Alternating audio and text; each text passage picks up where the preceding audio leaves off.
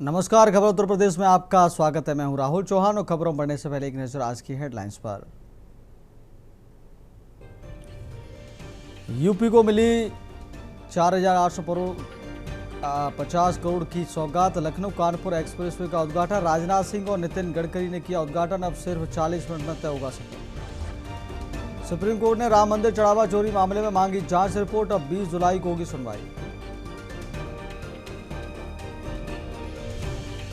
CM योगी ने लगाया जनता दर्शन। CM बोले, अपराधियों के लिए यूपी में जगह नहीं, करे सख्त कार्रवाई, हर पीड़ित की समस्या सुने। उत्तर प्रदेश में 181 पीसीएस अधिकारियों के तबादले। 12 घंटे में 363 अफसर इधर से उधर। कई जिलों के एसडीएम बदले। कानपुर में भीषण सड़क हादसा। नेशनल हाईवे पर खड़े ट्रक से टकराई स्कॉर्पियो, 3 की मौत, 9 लोग घायल। प्रतापगढ़ पुलिस की बड़ी कार्रवाई। 12.18 करोड़ का साइबर ठगी नेटवर्क ध्वस्त। 14 केस दर्ज, 17 हिरासत में। 19 राज्यों से जुड़ा है नेटवर्क। आप देख रहे हैं खबरों का सारथी। अब सीधे चलते हैं उत्तर प्रदेश की खबरों में। उत्तर प्रदेश की कनेक्टिविटी और बुनियादी ढांचे को मजबूत करने की दिशा में एक ऐतिहासिक कदम उठाते हुए रक्षा मंत्री राजनाथ सिंह और केंद्रीय सड़क परिवहन एवं राज्य मार्ग मंत्री नितिन गडकरी ने लखनऊ कानपुर एक्सप्रेसवे का भव्य उद्घाटन किया।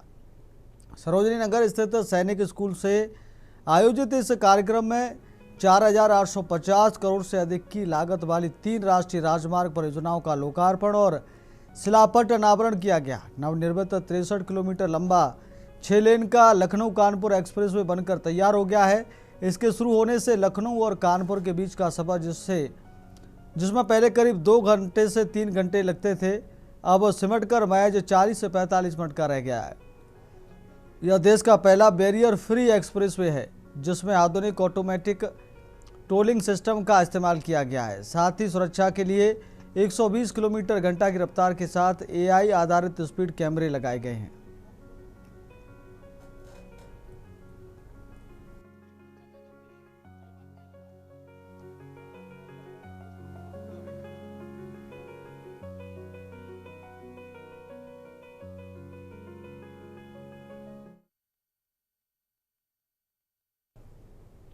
अगली खबर का रुख कर लेते हैं। लखनऊ में मुख्यमंत्री योगी आदित्यनाथ ने प्रदेश में विकसित हो रहे एक्सप्रेसवे नेटवर्क को उत्तर प्रदेश की तरक्की का आधार बताते हुए कहा कि ये केवल सड़कें नहीं हैं बल्कि विकास और समृद्धि के नए द्वार हैं। उन्होंने कहा कि एक्सप्रेसवे सिर्फ आवागमन को तेज नहीं करते बल्कि प्रदेश की अर्थव्यवस्था, निवेश और रोजगार को भी नई गति देते हैं। कानपुर लखनऊ एक्सप्रेसवे लोकार्पण पर सीएम योगी ने और क्या कुछ कहा, आपको सुनाते हैं। आदरणीय प्रधानमंत्री जी का विजन था यूपी के अंदर नदियों के इस नेटवर्क का उपयोग इनलैंड वाटरवे के रूप में कैसे किया जा सकता है। माननीय नितिन गडकरी जी ने वाराणसी, देश का पहला इनलैंड वाटरवे वाराणसी से हल्दिया के बीच में जोड़ने का काम किया। 12 लेन का एक्सप्रेसवे दिल्ली से मेरठ के बीच, देश की पहली रैपिड रेल दिल्ली मेरठ के बीच जुड़ चुकी है। और आज हम लोग प्रदेश की 2 मेट्रोपॉलिटन सिटी की ग्रीन फील्ड एक्सप्रेसवे के साथ कनेक्टिविटी, ये हमारे एससीआर को, स्टेट कैपिटल रीजन के जो हमारे जनपद हैं लखनऊ के इर्द गिर्द, चाहे वह बाराबंकी हो, सीतापुर हो, हरदोई हो, उन्नाव हो, रायबरेली हो, इन सबको जोड़ करके भारत की इकोनॉमी के ग्रोथ इंजन के रूप में स्थापित करने की दिशा में किए जाने वाले उस प्रयास का हिस्सा है। और ये आज हमारे लिए महत्वपूर्ण है क्योंकि अभी 29 अप्रैल को आदरणीय प्रधानमंत्री जी ने देश के सबसे बड़े एक्सप्रेसवे गंगा एक्सप्रेसवे का लोकार्पण किया था। उससे पहले 28 मार्च को आदरणीय प्रधानमंत्री जी ने देश के सबसे बड़े एयरपोर्ट नोएडा इंटरनेशनल एयरपोर्ट जेवर का उद्घाटन किया था। और आज हम प्रदेश के 2 सबसे बड़े सिटी को जोड़ने वाले, लखनऊ कानपुर को जोड़ने वाले इस 63 किलोमीटर के 6 लेन के एक्सप्रेसवे के लोकार्पण के कार्यक्रम के साक्षी बन रहे हैं। ये वास्तव में केवल एक्सप्रेसवे नहीं, हमारी स्पीड को बढ़ाने के साथ ही हमारी प्रगति को भी आगे बढ़ाने के और आने वाली समृद्धि के लिए हमारा द्वार खोलने के लिए के राजमार्ग हैं। एक ग्रीनफील्ड एक्सप्रेसवे है। मैं इस अवसर पर प्रदेशवासियों की ओर से हृदय से आभार व्यक्त करता हूं। मैं धन्यवाद देता हूं माननीय गडकरी जी को, जिन्होंने आज लखनऊ में उत्तर प्रदेश के सड़क इंफ्रास्ट्रक्चर की समीक्षा की और आज उत्तर प्रदेश को लगभग 50 से 60 हजार करोड़ रुपए की नई परियोजनाओं की अपनी सहमति और स्वीकृति भी उत्तर प्रदेश के लिए दी। यानी ईस्ट टू वेस्ट तो हमारे पास बेहतरीन कनेक्टिविटी हो गई थी। पूर्वांचल एक्सप्रेसवे भी हो गया था, गंगा एक्सप्रेसवे भी हो गया है, बुंदेलखंड एक्सप्रेसवे भी हमारे साथ जुड़ गया है, लखनऊ आगरा एक्सप्रेसवे भी है। कानपुर लखनऊ एक्सप्रेसवे लोकार्पण कार्यक्रम में केंद्रीय रक्षा मंत्री और सांसद राजनाथ सिंह भी शामिल हुए। इस दौरान उन्होंने मुख्यमंत्री योगी आदित्यनाथ के नेतृत्व में उत्तर प्रदेश में हो रहे विकास कार्यों की सराहना की है। उन्होंने कहा कि प्रदेश में जिस तेजी से विकास हो रहा है उसकी चर्चा अब केवल उत्तर प्रदेश तक सीमित नहीं है, बल्कि देश के दूसरे राज्यों में भी उत्तर प्रदेश के विकास मॉडल की चर्चा हो रही है। क्या कुछ कहा राजनाथ सिंह ने, आपको सुनाते हैं। मेरे बहनों भाइयों, आज के अवसर पर मैं इतना ही कहना चाहूंगा कि हमारे मुख्यमंत्री योगी आदित्यनाथ जी के नेतृत्व में जिस प्रकार से उत्तर प्रदेश का तेजी के साथ विकास हो रहा है, आपको जानकर यह खुशी होगी। इसकी चर्चा केवल प्रदेशवासियों में ही नहीं होती, बल्कि भारत के दूसरे राज्यों में भी इसकी चर्चा होती है। सचमुच हम सभी उत्तर प्रदेशवासी अपने को बहुत ही गौरवान्वित महसूस करते हैं। इस सच्चाई को भी कोई नकार नहीं सकता है कि हम किसी राज्य का, किसी क्षेत्र का विकास चाहते हैं तो उस विकास की पहली शर्त होती है चुस्त दुरुस्त कानून और व्यवस्था।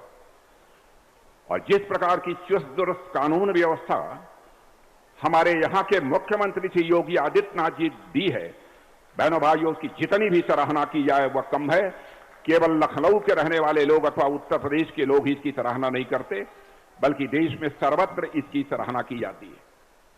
और मैं यह भी कहना चाहता हूं, लखनऊ के विकास के लिए जब भी मैंने कोई प्रस्ताव इनके सामने रखा होगा, योगी जी ने क्षण भर की देर नहीं लगाई है। चाहे कितना भी पैसा लगता हो, सहज रूप से उसकी स्वीकृति उन्होंने दे दी है। इतना ही नहीं, बहुत सारी ऐसी परियोजनाएं हैं जिनके बारे में मैंने चर्चा भी नहीं की। हमारे यहां के लोग, दिवाकर त्रिपाठी जी, अन्य हमारे विधायकगण, हमारी मेयर, इन लोगों ने मिलकर भी जो प्रस्ताव उनके सामने रखा है उसकी भी बहुत ही सहज रूप से उन्होंने अपनी स्वीकृति दे दी है। और मैं समझता हूं यह कानपुर के पास ऐतिहासिक रूप से डिफेंस प्रोडक्शन की ये पुरानी विरासत है, जो कि अभी ब्रह्मोस मिसाइल की इंडस्ट्री जो यहां पर स्थापित हुई है। और मैं आपको यह भी बतलाना चाहता हूं कि वह समय दूर नहीं है, कुछ ही महीनों के अंदर, कुछ साल के अंदर नहीं, कुछ और बड़ी बड़ी इंडस्ट्रीज लखनऊ के आसपास स्थापित होने जा रही हैं। और वहां जिनको स्थापित करना है उनमें से कुछ लोगों ने हमारे मुख्यमंत्री जी से आकर बातचीत की है और अब मुख्यमंत्री जी ने सहज रूप से उसकी अपनी स्वीकृति दे दी है।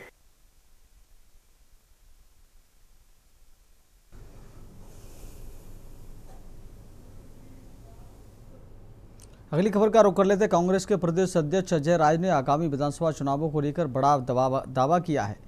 लखनऊ में मीडिया से बातचीत के दौरान उन्होंने कांग्रेस सांसद इमरान मसूद के बयान का समर्थन करते हुए कहा कि पार्टी 2027 के चुनाव में जीत हासिल कर उत्तर प्रदेश में सरकार बनाएगी। इमरान मसूद के हालिया बयान पर प्रतिक्रिया देते हुए अजय राय ने कहा, इमरान मसूद हमारे बेहद वरिष्ठ नेता हैं। कांग्रेस का हर एक कार्यकर्ता उनके साथ कंधे से कंधा मिलाकर मजबूती से खड़ा रहेगा। पार्टी के भीतर एकजुटता का संदेश देते हुए उन्होंने साफ किया कि नेतृत्व और कार्यकर्ताओं में किसी भी तरह का कोई मतभेद नहीं है। देखिए, एसआईटी जो बनाई गई है सरकार के द्वारा, वो पूरी तरीके से लोगों को भ्रमित करने के लिए और लोगों को केवल माइंड वॉश करने के लिए बनाई गई है। एसआईटी ने कोई अभी तक ऐसा अपना प्रभावित कोई ऐसा प्रभाव वाला काम नहीं किया। वही जो साधारण लोग, छोटे लोग जिनको जेल भेजा गया, और उसमें न कहीं चंपत राय बंसल का नाम है, न कहीं अनिल मिश्रा का नाम है, और न कहीं गोविंद गिरी का नाम है, और न गोपाल राव का नाम है। ये सारे लोग बड़े लोग जिन्होंने संगठित लूट कराई है भगवान राम के दरबार में। मैं समझता हूँ निश्चित तौर से SIT इनको बचा रही है। इस पर माननीय सर्वोच्च न्यायालय के सिटिंग जज के द्वारा जांच हो, समयबद्ध जांच हो, सब चीजें सामने। 2 दिन बचे हैं, 15 तारीख तक का समय मिला था SIT को। अगली खबर का रुख कर लेते। उत्तर प्रदेश की सियासत में दल बदल और सियासी हलचल तेज हो गई है। इसी कड़ी में बहुजन समाज पार्टी के नेता जय गोविंद सिंह ने पार्टी का साथ छोड़कर कांग्रेस का दामन थाम लिया है। कांग्रेस में शामिल होने के बाद उन्होंने सत्तारूढ़ भारतीय जनता पार्टी पर तीखा हमला बोला। कांग्रेस की सदस्यता ग्रहण करने के बाद जयबिंद सिंह ने स्पष्ट किया कि वे प्रदेश में बदलाव के लिए कांग्रेस के साथ आए हैं। के न्यूज़ के साथ बातचीत में क्या कुछ कहा, आपको सुनाते हैं। जिस प्रकार से देखा जाए, इनके पिताजी भी कांग्रेस पार्टी से ही जुड़े रहे हैं। आइए हम उनसे जानते हैं कि कांग्रेस पार्टी आप ज्वाइन करने जा रहे हैं, क्या क्या आप मुहिम और क्या क्या तैयारियों को लेकर के आज ये आपकी पहल रहेगी? हम बहुजन समाज पार्टी से आज कांग्रेस में आए हैं। भारतीय जनता पार्टी जो भारत की लड़ाई में अगर कोई लड़ रहा है तो राहुल गांधी लड़ रहे हैं और कोई नहीं लड़ रहा। और आज जो आप देख रहे हैं कि गुंडागर्दी, किसान मजदूर, किसान नौजवान सब लोग परेशान हैं। आज ये जो भारतीय जनता पार्टी सरकार है, ये हजार रुपए देकर, 2-2 हज़ार देकर अपंग कर रहे हैं। न रोजगार दे रहे हैं, न नौकरी दे रहे हैं। हमारा भाई परेशान, लोगों को परेशान। अगर भारत में कोई लड़ रहा है भारतीय जनता पार्टी से तो राहुल गांधी लड़ रहे हैं। मैं उनके नीत रीत से प्रभावित होकर बहुजन समाज पार्टी छोड़कर कांग्रेस की सदस्यता ले रहे हैं। जिस प्रकार से देखा जाए, मेरठ का मामला हो या बलिया का मामला हो, जहां पर पुलिस के उसमें अंडर में जो है वहां पर हरिजन की मौत हो गई। उसके बाद कांग्रेस के जो वहां पर नेता पहुंच रहे थे उनको रोका गया। राम मंदिर मुद्दा इस प्रकार से है, क्या कहें? अब आप देख लीजिए, खुलेआम गुंडागर्दी हो रही कि लोग पुलिस द्वारा मारे जा रहे हैं। उसके बाद हम लोगों को रोका जा रहा, हम लोगों को न शांतिपूर्वक धरना प्रदर्शन किया जा रहा, न कुछ किया जा रहा। आज आप लोग दीजिए, भारतीय जनता पार्टी खुलेआम गुंडागर्दी और तानाशाही एकदम चालू है। लेकिन ये तानाशाही 2027 में माननीय राहुल गांधी के नेतृत्व में पूरा सफाया होगा, इनका अंत होगा। जी बिल्कुल, धन्यवाद। जिस प्रकार से अगर देखा जाए, आज जयविंद जी कांग्रेस पार्टी को ज्वाइन करने जा रहे हैं। उनके अहम मुद्दे हैं। जिस प्रकार से भारतीय जनता पार्टी के दौरान जो है, जिस प्रकार से देखा जा सकता है कि चाहे रोजगार का मामला हो, भ्रष्टाचार का मामला, इन्हीं बिंदुओं के तहत जो है आज वो कांग्रेस पार्टी ज्वाइन करके आगे की तैयारी करेंगे, जिससे कि केंद्र में और राज्य में सरकार उनकी आ सके। कैमरामैन लतीफ के साथ मनीष तिवारी, के न्यूज़, लखनऊ।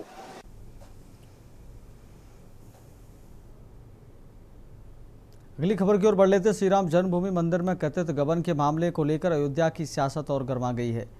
धर्म सेना के प्रमुख संतोष दुबे ने इस मामले में CEO सिटी श्रेयस त्रिपाठी को अहम साक्ष्य सौंपे हैं। इसके साथ ही बीती देर रात उन्होंने विशेष जांच दल के सामने वीडियो कॉन्फ्रेंसिंग के जरिए पेश होकर अपना बयान भी दर्ज कराया। संतोष दुबे ने सरकार से श्री राम जन्मभूमि तीर्थ क्षेत्र ट्रस्ट को तत्काल भंग करने की मांग उठाई है। उन्होंने सीधे तौर पर आरोप लगाया कि वर्तमान ट्रस्ट पर से जनता का भरोसा पूरी तरह उठ चुका है, इसलिए निष्पक्ष जांच के लिए इसे भंग करना जरूरी है। दुबे ने मांग की है कि नए बनने वाले ट्रस्ट में राम मंदिर आंदोलन के शहीद कार सेवकों के परिजनों को शामिल किया जाए।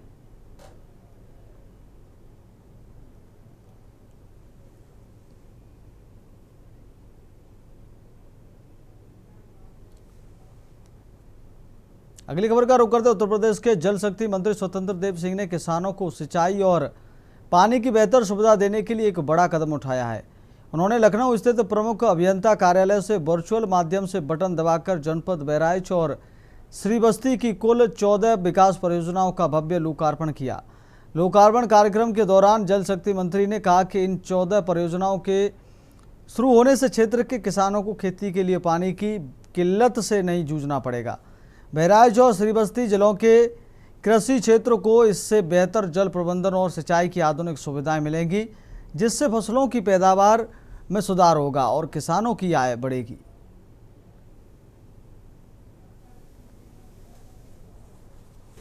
हजारों खेतों तक समय पर पानी पहुंचेगा, किसानों की लागत घटेगी, फसल की उत्पादकता बढ़ेगी और गांव की अर्थव्यवस्था को नई गति मिलेगी। यह अकेली परियोजना है जो दूसरी परियोजना है 101 गांव को लगभग 28,976 किसान परिवार और 21,387 हेक्टेयर सिंचित क्षेत्र को नया जीवन मिलेगा। ये केवल मशीनों का नवीनीकरण नहीं है, बल्कि कृषि व्यवस्था का आधुनिकीकरण है। यही बदलाव विकास को वास्तविक संकेत है। उत्तर प्रदेश सिंचाई विभाग केवल नहरें नहीं बना रहा है, बल्कि किसानों का भविष्य गढ़ रहा है। राज्य के अंदर इसी प्रकार की लगभग जो हमारी मरी हुई नहरें थीं, ऐसे 110 नहरों के ऊपर उसको एक तरह का जिंदा करने का काम हुआ है। और सिंचाई क्षेत्र में हम लोग इस कारण छोटी मोटी इस प्रकार की परियोजनाओं को कंप्लीट करने के बाद मरी हुई नहर, मिसमार नहरों को जिंदा करना और सुदृढ़ीकरण मजबूत के कारण 50 लाख हेक्टेयर सिंचन क्षमता 9 वर्षों में सिंचाई विभाग, यांत्रिक विभाग बढ़ाने का काम किया है। इससे किसानों को लाभ मिलेगा, जिसके कारण आज हम देखते हैं तो जो पहले किसानों का पानी सिंचाई को लेकर आंदोलन प्रदर्शन होता था, आज टेल तक पानी हम दे रहे हैं और साइफन कुलावा रेगुलेटर का भी सुनिश्चित हम लोग कर रहे हैं कि सभी हमारे रेगुलेटर कुलावा में ठीक रहे, जिससे किसान को किसी प्रकार का परेशानी न हो। अब वक्त हो गया छोटे से ब्रेक का। ब्रेक के बाद खबरों में जल्द लौटेंगे।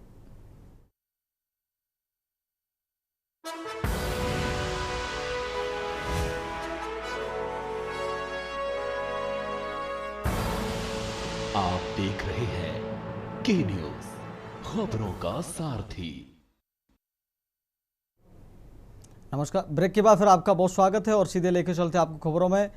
खबर कन्नौज से है। आमने सामने भिड़ी दो बाइक सवार एक छात्र की हुई मौत, दूसरा घायल। राहगीरों ने एम्बुलेंस बुला दोनों को भेजा मेडिकल कॉलेज। दूसरी बाइक पर गाड़ी सहित मौके से फरार। टटिया थाना क्षेत्र के खैर नगर चौकी क्षेत्र का मामला। कन्नौज से खबर आपको बता रहे, राहगीरों ने एम्बुलेंस बुलाकर घायलों को अस्पताल भेजा, दूसरी बाइक पर गाड़ी सहित मौके से हुए फरार। आमने सामने भिड़ी दो बाइक, कन्नौज से खबर आपको बता रहे हैं। बाइक सवार एक छात्र की हुई मौत, दूसरा घायल। राहगीरों ने एम्बुलेंस बुला दोनों को भेजा मेडिकल कॉलेज। दूसरी बाइक पर गाड़ी सहित मौके से हुआ फरार। कन्नौज से खबर आपको बता रहे हैं। अगली खबर हमीरपुर से है। युवक ने कुएं में कूदकर की आत्महत्या। पिता की मौजूदगी में युवक ने कुएं में लगाई छलांग। शराब पीने को रुपए न देने से क्षुब्ध बताया गया युवक। आक्रोशित ग्रामीणों ने शराब ठेके पर बोला हमला। रेस्क्यू टीम ने 32 वर्षीय युवक का शव बाहर निकाला। मझगांव थाना क्षेत्र के कोठा गांव का पूरा मामला। आक्रोशित ग्रामीणों ने शराब ठेके पर बोला हमला।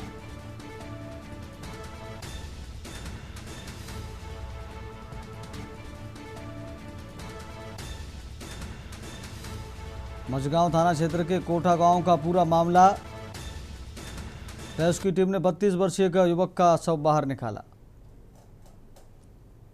अगली खबर का रुख करते उत्तर प्रदेश के अलीगढ़ जिले के छर्रा थाना क्षेत्र में एक किशोरी के साथ हुए सामूहिक दुष्कर्म के मामले ने अब भारी राजनीतिक और सांप्रदायिक तूल पकड़ लिया है।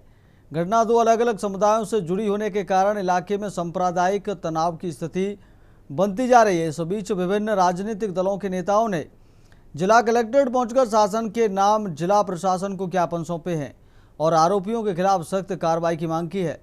घटना के विरोध में कांग्रेस की युवा इकाई भारी संख्या में जिला कलेक्ट्रेट पर प्रदर्शन करने पहुंची। कांग्रेस कार्यकर्ताओं ने घटना पर गहरा आक्रोश जताते हुए मांग की है कि आरोपियों के खिलाफ न सिर्फ कड़ी से कड़ी कानूनी कार्रवाई हो, बल्कि उनके खिलाफ योगी सरकार का बुलडोजर भी चलाया जाए। मैं लक्ष्मी धनगर, जिला अध्यक्ष समाजवादी पार्टी अलीगढ़। और छर्रा नगर पंचायत में जो घटना हुई है, एक बेटी के साथ जघन्य अपराध किया है, उसी के संबंध में डीएम साहब से हमने बातचीत की और पीड़िता को न्याय दिलाने की मांग की।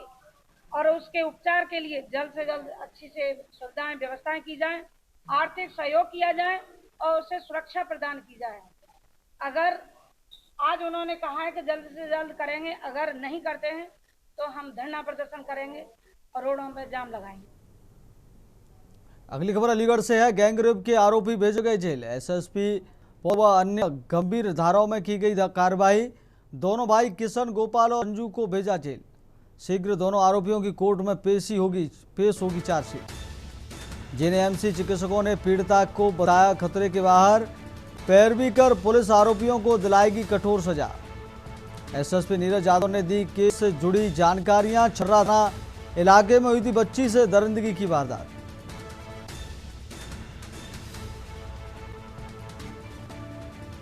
जेएनएमसी चिकित्सकों ने पीड़िता को बताया खतरा। पैरवी कर पुलिस आरोपियों को दिलाएगी सजा। एसएसपी नीरज यादव ने दी केस से जुड़ी जानकारियां। छर्रा थाना इलाके में हुई थी बच्ची से दरिंदगी की वारदात। गैंग रेप के आरोपी भेजे गए जेल। अलीगढ़ से खबर आपको बता रहे हैं। अगली खबर का रुख कर लेते। खबर श्रीवस्ती से है, जहां उत्तर प्रदेश भाजपा अध्यक्ष पंकज चौधरी एक दिवसीय दौरे पर यहां पहुंचे। प्रदेश अध्यक्ष के साथ क्षेत्रीय अध्यक्ष अवधेश द्विवेदी भी मौजूद रहे। इस दौरान भाजपा जिलाध्यक्ष मिश्रीलाल वर्मा के नेतृत्व में कार्यकर्ताओं ने जगह जगह प्रदेश अध्यक्ष का पुष्प वर्षा करते हुए जोरदार स्वागत किया। इस दौरान ट्यूलिप होटल में आयोजित जिला कार्य समिति की बैठक में प्रदेश अध्यक्ष व क्षेत्रीय अध्यक्ष भी शामिल हुए। उन्होंने कार्यकर्ताओं को संबोधित करने के साथ प्रबुद्ध जनों से संवाद भी किया। उत्तर प्रदेश की जो पहचान थी, कट्टा और बम की पहचान थी, आज उसी उत्तर प्रदेश में योगी जी के आने के बाद एक परिवर्तन हुआ है।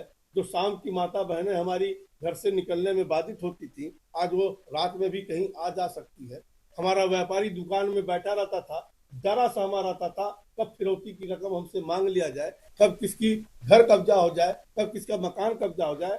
आज मैं कह सकता हूँ कि 9 साल के अंदर किसी के अंदर वो दम नहीं है कि किसी का मकान और जमीन कोई दादागिरी से कब्जा कर ले। अगली खबर का रुख करते खबर रायबरेली से, जहां 2027 के विधानसभा चुनाव को लेकर प्रदेश सरकार के मंत्री मनोज पांडे ने कांग्रेस और सपा के संभावित गठबंधन पर अपनी प्रतिक्रिया जताई। उन्होंने कहा कि कांग्रेस को खुद तय करना है कि वह सपा से कितना नीचे गिरकर समझौता कर सकती है। कांग्रेस विभिन्न राज्यों से धीरे धीरे खत्म होती जा रही है, इसलिए कांग्रेस को अपना राजनीतिक कद स्वयं तय करना होगा। वहीं शंकराचार्य अभिमुक्तेश्वरानंद के राजनीतिक बयानों पर प्रतिक्रिया देते हुए मंत्री मनोज पांडे ने कहा कि संतों और शंकराचार्यों का काम राजनीति से दूर रहना है। उन्होंने कहा कि वह संत महात्माओं का सम्मान करते हैं, लेकिन उन्हें राजनीतिक गतिविधियों में नहीं पड़ना चाहिए। मंत्री रायबरेली के पीडब्ल्यूडी गेस्ट हाउस में राजस्व विभाग की बैठक के बाद मीडिया से बातचीत कर रहे थे। कुछ लोगों के पद नाम के आगे कितना पवित्र नाम और पद जुड़ा होता है, जिन पर स्वतः ही कुछ बोला नहीं जा सकता। आदि गुरु शंकराचार्य जी जो नाम है, उस पर हम सब लोग बहुत सम्मान करते हैं। हम लोग ऐसे लोगों का सदैव प्रणाम करते हैं, आशीर्वाद की अपेक्षा रखते हैं और ये अपेक्षा रखते हैं। अगली खबर का रुख करते खबर अमेठी से, जहां स्टाम्प एवं न्यायालय शुल्क विभाग के स्वतंत्र प्रभार राज्य मंत्री रविंद्र जायसवाल ने एक दिवसीय दौरे पर यहां पहुंचकर गौरीगंज के दयालपुर में नवनिर्मित निबंधन कार्यालय भवन का उद्घाटन किया। 3 करोड़ 55 लाख रुपए की लागत से बने भवन का शुभारंभ वैदिक मंत्रोच्चार और पूजा अर्चना के साथ किया गया। इस दौरान मंत्री ने जिला प्रशासन और निबंधन विभाग के अधिकारियों के साथ समीक्षा बैठक की और सरकार द्वारा स्टाम्प शुल्क और भूमि रजिस्ट्री व्यवस्था में किए गए बदलावों की जानकारी दी। इस दौरान जनप्रतिनिधियों सहित डीएम और सीडीओ सहित अन्य अफसर मौजूद रहे। मुख्यमंत्री जी ने साफ साफ कर रखा है, किसी को बख्शना नहीं है, तो न बख्शे जाएंगे न छोड़े जाएंगे और घटिया कृत करने वाले जेल में जाएंगे, सड़ेंगे। विपक्ष लगातार आरोप लगा रही है कि 20% इथेनॉल की मिलावट की गई और जांचा परखा नहीं गया, जिससे लोगों की गाड़ियां निरंतर खराब हो जा रही है। क्या विपक्ष वाले कहिए कि पहले भारत माता की जय बोलना सीख जाए। अगली खबर रुक कर लेते हैं। बरहज तहसील कटौती के विरोध में समाजवादी पार्टी के कार्यकर्ताओं ने अर्धनग्न प्रदर्शन किया। सपा नेता विजय रावत के नेतृत्व में कार्यकर्ताओं ने लालटेन और हाथे के साथ सरकार के खिलाफ जमकर नारेबाजी की और मुख्यमंत्री के नाम ज्ञापन सौंपा। वहीं इस संबंध में सपा नेता विजय रावत ने कहा कि इस भीषण गर्मी में लगातार 48 घंटे में बिजली कटौती से किसान, व्यापारी, छात्र और आम जनता परेशान है। सरकार बिजली व्यवस्था सुधारने में पूरी तरह विफल रही है और उन्होंने सरकार से जनहित में बिजली आपूर्ति सुचारू रूप से देने का आग्रह किया। अगर बिजली व्यवस्था ठीक नहीं हुई तो समाजवादी पार्टी जनहित में बड़ा आंदोलन करेगी। आज हम लोग बरहज विधानसभा में लगातार हो रहे बिजली कटौती को लेकर के, लालटेन और पंखा लेकर के, जहां पूरे पर जिले में बिजली कटौती हो रही है। बरहज विधानसभा में रिकॉर्ड तोड़ बिजली कटौती हो रही है। आज पिछले 48 घंटों से बरहज विधानसभा में बिजली नहीं है और बिजली विभाग के अधिकारी और यहाँ के जनप्रतिनिधि, भाजपा के सांसद और विधायक अपने घर में एसी चला के सोए हुए हैं, जिसको लेकर के हम लोगों ने प्रदर्शन करने का काम किया है और लालटेन और पंखे पर लाकर यहाँ की बिजली विभाग और उत्तर प्रदेश की योगी सरकार ने प्रदेश और देश की जनता को खड़ा करने का काम किया है।